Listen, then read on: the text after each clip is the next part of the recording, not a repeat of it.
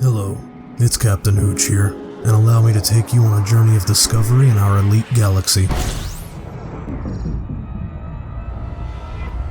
Many an elite, especially the explorers, might describe today's topic as one of the most hateful objects in the universe. Yes, today we're talking about the Neutron Star. These things are incredibly fascinating and one of the most dangerous objects in our universe. Sadly though, we can't get much closer than 0.13 light seconds in game, so sorry, no close-up footage. Neutron stars were first proposed to exist by Walter Bade and Fritz Zwicky in 1934. In 1967, Jocelyn Bell Burnell and Anthony Hewish officially discovered the neutron star. Except they didn't know what they had found. The power and regularity of the pulses sent off by this star resembled a beacon to them, and they nicknamed it LGM-1 for Little Green Men, thinking it possible that it could have been some form of communication from an intelligent extraterrestrial civilization.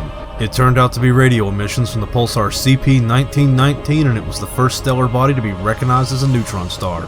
It's funny when you think about it, they almost thought this object proved the existence of intelligent alien life before realizing what it was. Now if you're uninitiated to space stuff, then you've probably noticed that I'm using the word pulsar and neutron star interchangeably. Well, there's a reason for that. There are actually two different types of neutron stars. First up is the pulsar. It's a rapidly spinning neutron star that emits a narrow beam of radiation. If this beam sweeps across any sort of instrument that can detect it, then it appears to pulse, hence the name. Some can spin up to several hundred times per second, such as the pulsar PSR J1748-2446AD. It can spin at 252 million kilometers per hour, which is about 24% the speed of light. This of course gives that particular neutron star a deformed shape. Then there's the magnetar. These are neutron stars with incredibly strong magnetic fields. So strong they can distort the shapes of atoms.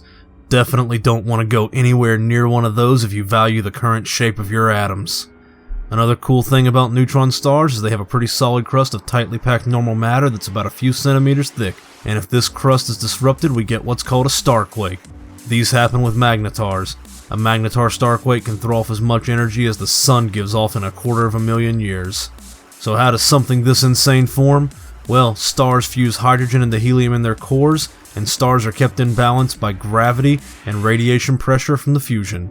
In especially massive stars, stars that are too massive to collapse into a white dwarf after expanding but not massive enough to collapse into a black hole upon death, will continue to fuse into heavier and heavier elements. Helium in the core fuses into carbon, carbon into neon, neon into oxygen, oxygen into silicon, and silicon into iron, and then it hits a wall where it can't fuse iron into anything heavier. This ends the fusion and drops the radiation pressure, leaving the star no longer in balance. If the star's core exceeds 1.4 solar masses, the star will undergo a massive collapse. The core will reach velocities of up to 70,000 kilometers per second as it collapses inward on itself. This leaves only the forces inside the atoms themselves to fight gravitational collapse. And they fail. The protons and electrons succumb to gravity and pack together as densely as an atomic nucleus. The outer layers of the star are then released violently into space as a supernova, leaving behind a neutron star. A neutron star will have a mass between 1 and 3 solar masses and is compressed to about the size of Manhattan Island, give or take a few kilometers. This means a 6-sided die made of the same material as a neutron star, which we call neutronium, will weigh about as much as Mount Everest. That's about 1 billion tons, or 600,961.5 fully laden Type 9 heavy cargo freighters, or 40 million stock sidewinders. Yeah, all of that compressed into the size of a 6-sided die. Bring that to your next game night and, well, okay, you wouldn't make it to your next game night if you had one.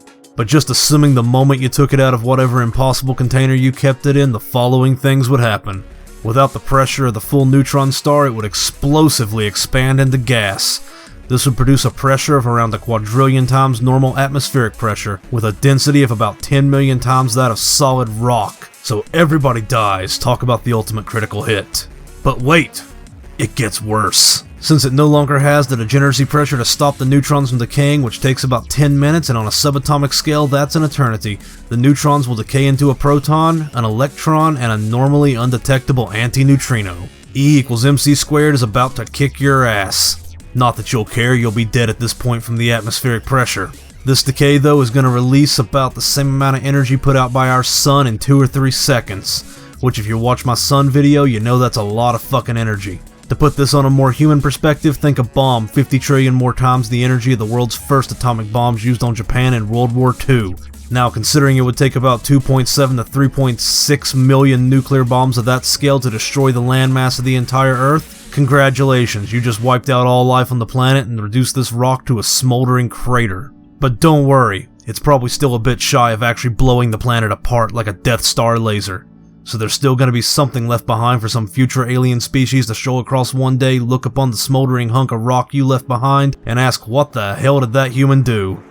So if you want to blow up the whole planet, next time bring the entire star. This has been our elite galaxy, Neutron Stars. If you would like to see more of this series, please feel free to like and subscribe.